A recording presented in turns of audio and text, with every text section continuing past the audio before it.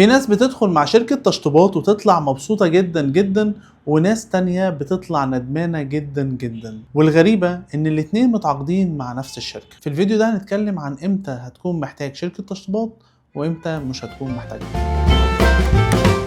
بس في الاول ما تنسوش تعملوا لايك للفيديو وتعملوا سبسكرايب علشان هنتكلم في حاجات كتيرة جدا تخص البيت، من التشطيبات لحد الفرش. طب ايه الفرق بين اللي ندم واللي مبسوط؟ ان واحد كان محتاج شركة تشطيبات فعلا وواحد ما كانش محتاج شركة تشطيبات. احنا اتعودنا ان شركة تشطيبات يعني حل سحري، يعني ادفع الفلوس واسلم نفسي وفي الاخر هي تديني نتيجة مبهرة. بس الحقيقة مش كل واحد محتاج شركة تشطيبات، في ناس محتاجاها فعلا وفي ناس مش محتاجاها، وبالتالي في ناس بتبقى مبسوطة وناس بتندم. خليني احكي لك قصتين وركز جدا في الفرق بينهم. احمد عايز يشطب شقة 100 متر وشغله مش ضاغط قوي، يعني عنده وقت يقدر يتابع فيه وكمان بيفهم شوية في التشطيبات. بس قال اجيب شركة واريح دماغي. الشركة دخلت وكل حاجة ماشية، بس بعد شوية احمد اكتشف ان هو كل يوم بيقف في الموقع مع الصنايعية بيختار ويعدل ويغير، كل ده بيعمله بنفسه. وفي الاخر وهو بيحاسب شركة تشطيبات قال لهم ده انا كنت بعمل كل حاجة بنفسي. والتجربة خلصت وهو مش مبسوط خالص، حاسس ان هو دفع زيادة عن المفروض يدفعه. احمد مش غلطان ولا الشركة كانت وحشة، هو ما كانش محتاج شركة تشطيبات اصلا، هو كان بس محتاج صنايعية شاطرين وادارة بسيطة منه. هو دفع فلوس ادارة وهو اصلا كان فاضي يدير. نروح بقى لمحمد. محمد شقته 140 متر، دايما مسافر،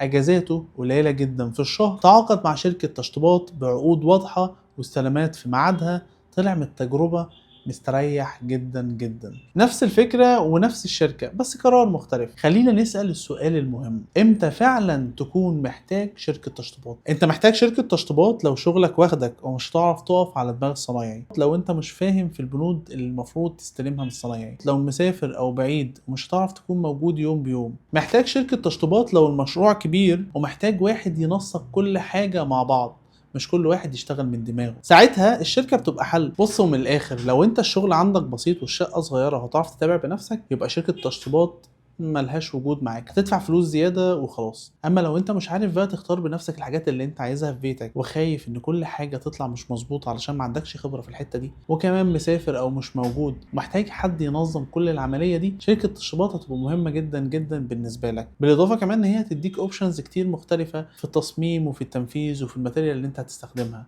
وساعتها شركة التشطيبات فعلا هتكون مهمة، لأنها في الأول وفي الآخر هتقدر تظبط لك الموضوع من أول تأسيس لحد الفرش. وهنتكلم في خطوات جايه كتير جدا ايه اللي انت المفروض تنتظره من شركه تشطيبات. اما بقى وان انت وصلت ان انت فعلا محتاج شركه تشطيبات، يبقى تستنى الفيديو الجاي عشان اقول لك ايه اللي المفروض تعمله قبل ما تتعاقد مع شركه تشطيبات، وايه اللي المفروض تكون عارفه قبل ما تتعاقد مع الشركه. عشان تعرف كل حاجه جوه البيت يبقى لازم تتابعنا وتعمل سبسكرايب وتستنى الفيديوهات الجايه.